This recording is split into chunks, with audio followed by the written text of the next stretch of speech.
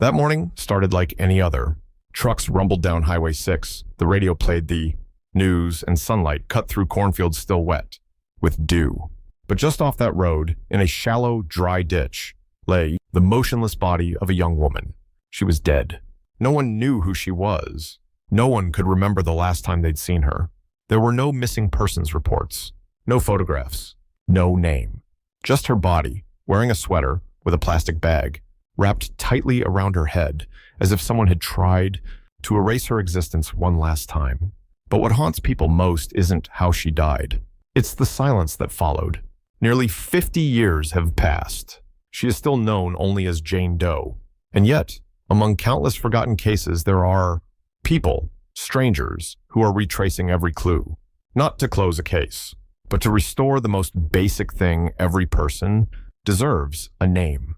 Today, on Hidden Echoes, we peel back the layers of time and tell the story of the young woman who once walked this earth, even if no one ever called her by the name that was truly hers. That woman had no name, no past, and yet her body still told a story. Investigators estimated she stood about 5'7" and weighed around 150 pounds, a healthy, vibrant frame, suggesting a young woman in the prime of her life. Her hair was naturally curly and dark, her eyes deep and soft brown, details still preserved in the coroner's report. Time had worn away much of the evidence, but what remained was enough to see that she had once lived a life like any other. She may have gone to school, held a job, laughed, and dreamed.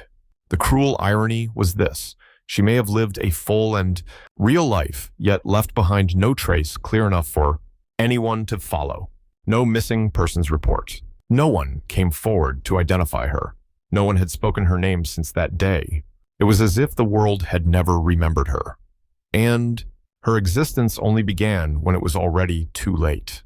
They say that when a young woman goes missing, the first to raise the alarm are usually family, friends, or co-workers. But in her case, no one did. And that raises a question more painful than any theory. What kind of life had she lived that no one even noticed she was gone? Was she part of a forgotten community, or had she never been seen as someone with a rightful place to begin with? When the DNA Doe Project reopened her case, they weren't just searching for a name. They were digging through a fractured family history, trying to rebuild what had been lost.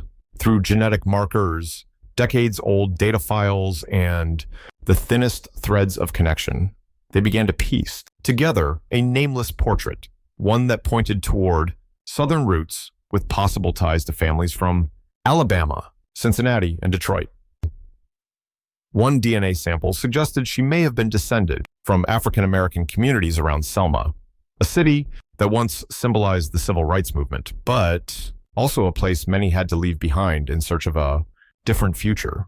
It's possible she was born into a family marked by hardship, where a child's birth wasn't officially recorded, or where she may have been raised by a relative who left no paper trail.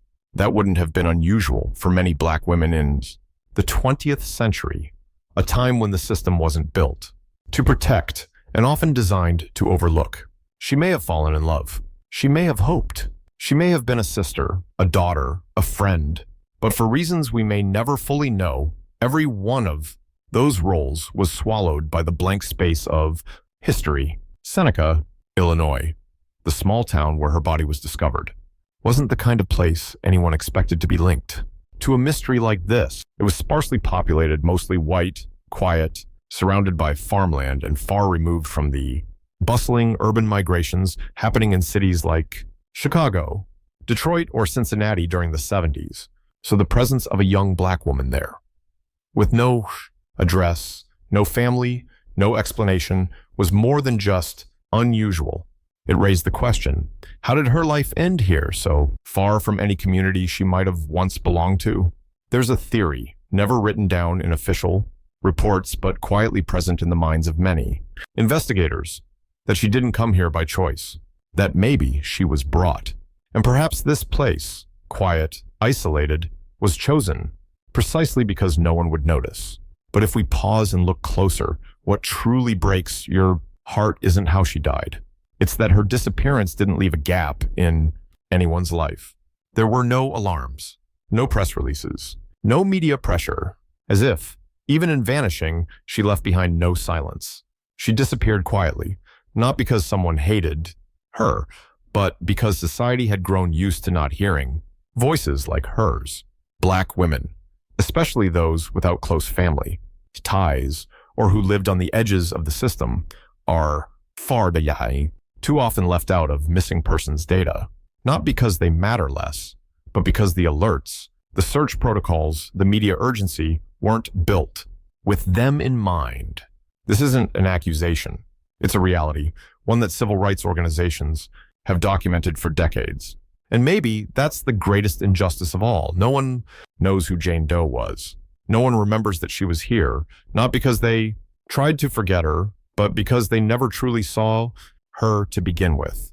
Even now, her family, if they're still out there, may not know what happened. Because the truth is, she was forgotten long before she was ever found. If we try to imagine her life, she might have gone to a small public school in the South. Maybe she worked a low-wage job in a laundromat, a diner, or a local hair salon. Women like her exist everywhere, quiet, hardworking, living in the overlooked corners of society. And for that very reason, when they disappear, not everyone notices they're gone. She might have been loved by someone once. Maybe someone held her hand one quiet afternoon, heard her laugh at something small that made her happy. But the relationship didn't last. The phone number changed. Someone moved away. And after a few months of not seeing her, people simply assumed maybe she left. We like to believe that everyone is remembered by someone. But for those living in the margins, with no name on, an electric bill, no bank account, no close kin, their presence is fragile. In that kind of world, a person can disappear. Not because they deserve to be forgotten, but because no one had the tools to hold on to them. And Jane Doe, that young woman, is the embodiment of that truth, a real life quietly pushed outside the door of collective memory. Later, investigators tried to reconstruct every possibility that she was a domestic migrant, that she lived in a shelter, or maybe she was undocumented. All theories, none proven, but each one reinforcing the same thing. Wherever she came from, the day she was left by the roadside in Seneca, Illinois, she was completely alone. We don't know what she went through in her final days. We don't know what she thought or who last looked her in the eye. But one thing is certain, when her body was discovered that morning, resting in the dirt and dim autumn light, it was the first time the world began to listen, not because she spoke, but because her silence had finally become too loud to ignore. And so the story doesn't begin with her disappearance. It begins the day someone finally found her, when it was already too late. On the morning of October 1st, 1976, a truck driver traveling down Highway 6 near Seneca, Illinois, noticed a large object by the side of the road. At first, he thought it was just a discarded sack of trash. But as he got closer, what he saw made him stop the truck, step out, and call the police immediately. There, in a shallow ditch, surrounded by wild grass and damp soil, lay the body of a young woman. No one knew how long she had been there. Her body wasn't severely decomposed, but the condition suggested she had been dead for at least several days. A light autumn breeze rustled the trees lining up the road, adding an eerie stillness to the scene. She was lying on her side, her head wrapped tightly in a thick sweater and a blue plastic bag, almost as if someone had tried to hide her face. When police removed the coverings, they discovered a gunshot wound to her head. She had been shot. There was no wallet, no ID, nothing that could tell them who she was. Her clothes were plain, no logos, no standout features. Everything carefully unremarkable, as if someone had gone out of their way to erase any possible trace of her identity. Local authorities opened a case right away, but with the limited resources of that era, no DNA, no nationwide database, their investigation relied almost entirely on the hope that someone would come forward. They circulated a composite sketch to nearby police departments, printed it in a few newspapers around LaSalle and Chicago, hoping someone might recognize her. But days turned into weeks. Not a single call came in. No friends, no family, no coworkers reported anyone missing who matched her description. Investigators began to suspect she may have come from out of state. They checked bus stations, motels, truck stops, but no one remembered seeing her. A few witnesses said they might have seen a young black woman walking near a gas station in the area days earlier, but no one could say for sure. There were no surveillance cameras, no solid leads, and just like that, the case stalled. Like so many others involving unidentified black women, her file slowly slipped into the shadows, buried in a cold, gray filing cabinet where the paper grew yellow with time. Internally, she was given a case number, Jane Doe, 1976, LaSalle. Just a string of digits in a sea of unresolved deaths. But somewhere, a few investigators quietly kept a copy of her file, not because they knew who she was, but because they believed she deserved to be known. One strange detail stood out. Near her body, there were no signs of struggle or dragging. That led detectives to believe she'd been killed. Elsewhere, and placed there afterward, the location, an isolated stretch of road far from any homes or traffic, suggested this wasn't a spontaneous act. Someone had chosen this spot carefully, believing no one would ever find her. But what they didn't count on was this. Even if the world had turned its back on her, her presence still left a mark, a quiet, unhealed wound that remained. Near her hand, police found a small silver ring. It was the only personal item on her, and even that held no engravings, no clues. Simple, sturdy, and silent. But maybe, just maybe, it meant something. Maybe it was a gift from someone who once cared. And if someone had given her that ring, did they know she never came back? Those questions never found answers, but they still echo decades later. Because sometimes the most terrifying thing isn't death itself, but the thought of dying without anyone ever knowing you lived. Nearly 4 decades after Jane Doe's body was found, her case had all but faded into obscurity. But in 2018, a new glimmer of hope emerged. The DNA Doe Project, a volunteer group of forensic analysts specializing in identifying the nameless through advanced genetic sequencing, added her case to their list. They partnered with forensic organizations and specialized labs capable of extracting DNA from decades-old bone. It was a painstaking, expensive process requiring months of tireless work. A sample taken from her lower jaw was processed, converted into digital data, then compared against millions of public genealogy profiles. This system, originally designed to help people find long-lost relatives, had become a tool for justice, for those the world had forgotten. Early results suggested she had Southern roots, particularly around Selma, Alabama. Her maternal line traced back to a family that had lived in that area for generations, some of whom later moved to cities like Cincinnati and Detroit. Though her exact name remained unknown, the team created a genetic family map identifying distant relatives who could still be living across the U.S. Among the volunteers was Marla, a middle-aged black woman living in Ohio. She wasn't a scientist, but she had lost a cousin under nearly identical circumstances, vanished with no one searching, no one remembering. When she learned Jane Doe might be part of her broader community, she felt a strange sense of connection. Marla dove deep into old birth records, church registries, even forgotten graveyards around Selma. She didn't find direct evidence, but she uncovered buried stories from within her own community. Girls who gave birth out of wedlock, children raised by relatives. Without paperwork, young women sent away from home, due to gossip and shame.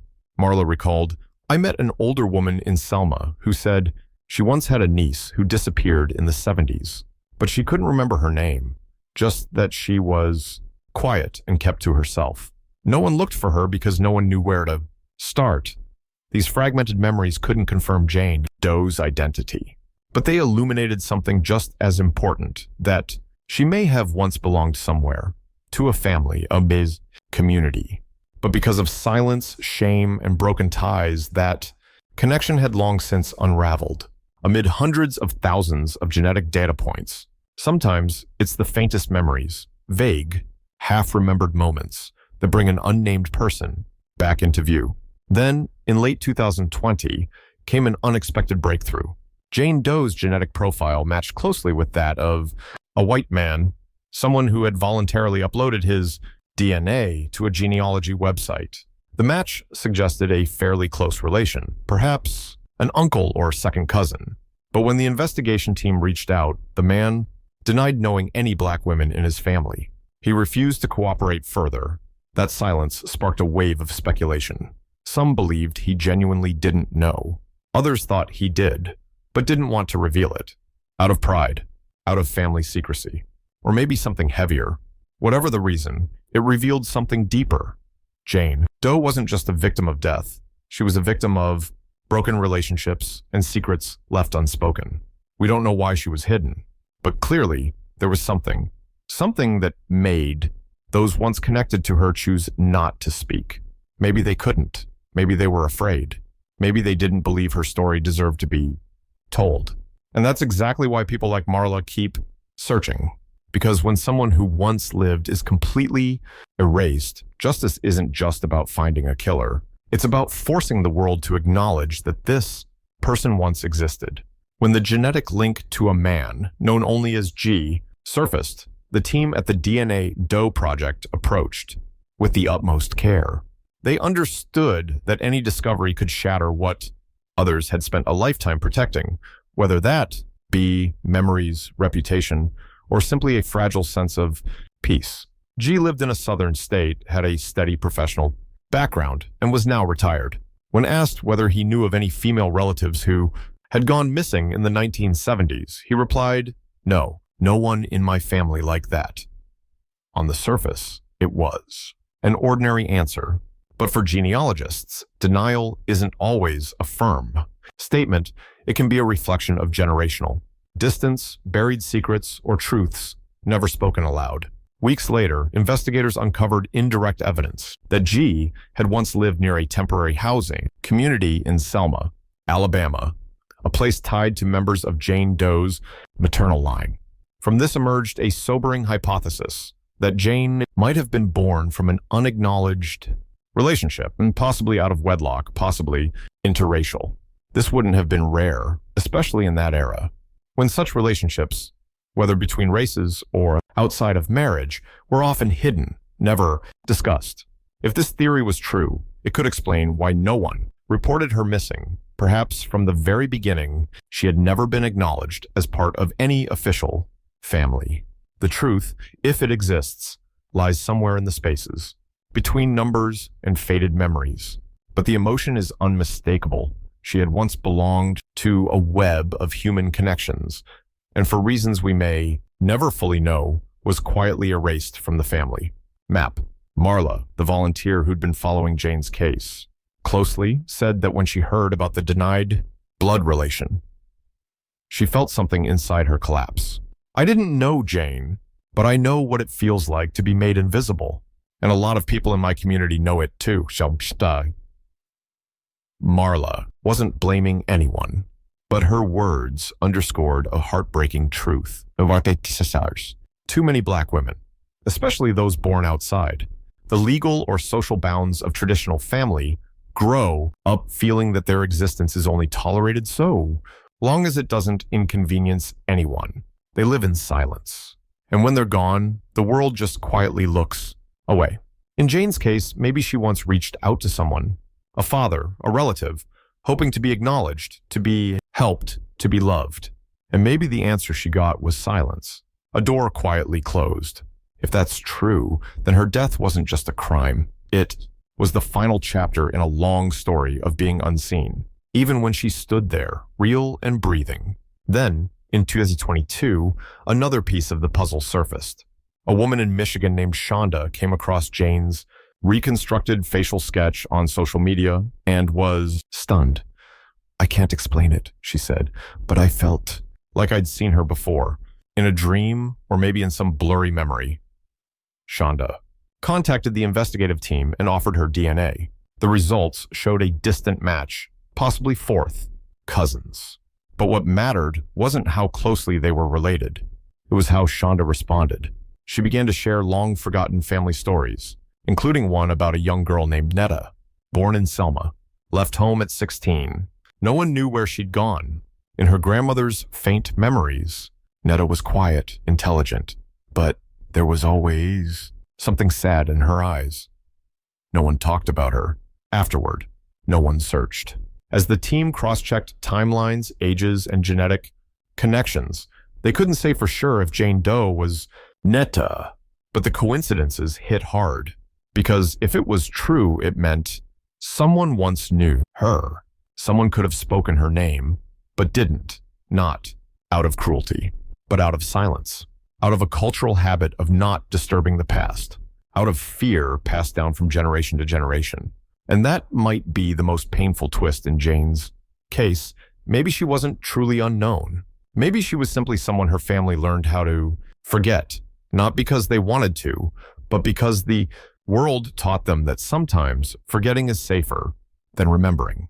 As the investigators tried to connect the dots between Alabama, Ohio, Michigan, and Illinois, they came to a grim realization. The deeper they dug, the less certain everything became. No one was genetically close enough to definitively identify who Jane was. No one had clear, irrefutable evidence. Each theory seemed plausible for a moment, only to dissolve under scrutiny. Netta, the name that had surfaced like a whisper from memory, turned out to have no official birth certificate, no school records, no missing persons report. If she was Jane, then every trace the world should have held on to simply never existed. And if she wasn't, then Jane returned to the same place. She started, a nameless face, a drifting identity. As they combed through her DNA profile, the team found additional anomalies, signs of rare admixture that made tracing her lineage even more difficult. Jane may have been the child of two loosely related family branches, or perhaps she had been informally adopted by a relative. These possibilities, when placed against the cultural backdrop of the American South in the latter half of the 20th century, opened a complex world of familial arrangements, where children were often raised by aunts, cousins, or even neighbors. Whoever had the heart to care, even if they didn't, have the legal right. Faced with this dense fog of ambiguity, investigators and volunteers alike began to feel the weight of futility. Nothing was certain anymore. Every theory now seemed fragile. Even the assumption that Jane had been intentionally murdered came under question. Could her death have been an accident? Could she have been left behind after something went wrong? Not because someone wanted her dead, but because they also couldn't save her. That possibility opened a deeper sadness. What if the last person to see her alive wasn't an enemy, but someone who knew her? Someone who, out of fear, shame, or sheer helplessness, chose to leave her by the roadside? Such a scenario shakes the very foundation of justice, which often depends on clear evidence, motive, and a suspect. In Jane's case, the perpetrator might not have a face. The culprit could be a system, a pattern of neglect, a culture of silence. And in the most devastating truth of all, Jane may have died not because someone wanted her gone, but because no one ever truly saw her disappearing. In 2023, a parallel investigation was launched by Unsolved, independent podcast group. They didn't just examine forensic records, they went on the ground. To Selma, to Cincinnati, to Seneca. They interviewed residents. They recorded the sound of footsteps on Highway 6. They tried to trace Jane's final journey. In one haunting episode, they posed a chilling question. What if Jane wasn't the only one who went missing? Just the first one we noticed? That idea, that she could be one among many who lost their names. Their memories, their place in the record, wasn't just moving. It was unsettling, because it suggested that her death wasn't isolated. It was the visible tip of a social iceberg that no one had ever wanted to admit was there. What makes Jane's story so powerful isn't the horror of her death. It's the realization that the deeper we look, the more clearly we see the cracks in the system, the limits of collective memory, and the fragility of human existence. Jane became the symbol of that truth. No longer just a victim of a single forgotten crime, she stands for everyone who was ever erased. Not because they were guilty, but because they didn't fit the mold society was willing to remember. And that's why, even now, 45 minutes into this story, we still can't say for certain what happened. But that, too, is why we can't look away. Nearly 50 years have passed since Jane Doe was found, in that shallow ditch in Seneca. In all that time, the world has changed. Technology has advanced. Laws have evolved. Society has fought, loudly and tirelessly, and for the right to be seen, to be protected, to live with identity. But she remains in an unmarked grave beneath a simple headstone that reads, Unidentified female, October, 1976. No name, no visitors, no story fully told. And that's exactly why so many people still can't let go of her case. Because she isn't just an unsolved mystery. She's a symbol of everything that was missed, ignored, or forgotten. While most names etched into history belong to the powerful, the wealthy, the herd, she was one of the hoptich, many who lived and died in silence. Not because she lacked worth, but because no one ever wrote her name down. The DNA Doe project continues its search. The case isn't closed. They still update records, still send samples to labs, still believe that somewhere, in a dusty attic, in an old photo album, in a quiet family story passed around, the dinner table, someone remembers her. And maybe, one day, her real name will be spoken again. Until then, she's no longer just unidentified victim. By 1876, she's become known as Seneca Jane Doe, not just a case file, but a person, remembered by people who never met her, but refused to forget. It's a small restoration, fragile, but powerful, because a name isn't just an identifier. It's proof that you existed, that you mattered, that someone remembered you. By the time you've listened this far, you may still have more questions than answers. What really happened to her? Who was with her in her chaotic final moments? Why was she in Seneca? And what led to that final irreversible moment? We don't know, and maybe we never will. But the point isn't whether we solve the mystery. The point is that we don't let it be forgotten, because the cruelest fate isn't death. It's to die in total silence. Every time we tell this story, every time we pause to listen, to imagine her life, we reclaim a piece of what seemed lost, recognition. Maybe you never thought you'd remember someone you've never met. But if your heart ached a little when you heard her name, if you too have felt the presence of someone still waiting to be named, you're not alone. And if you believe that everyone, no matter where they came from, the color of their skin, or the life they lived, deserves to be known, to be called by name, to be remembered with dignity, then you've already walked a long road with her, a road she couldn't finish, but you can. So if this story touched something in you, if you feel that somehow, somewhere, Jane is part of your community, your memory, or your soul, leave a message. Not to solve the mystery, but to say she was seen. Comment, me too, if you believe no one should ever be forgotten. And if you want to keep walking with hidden echoes, to keep sharing the stories that never found closure. Stay with us, because even the quietest echoes still deserve to be heard.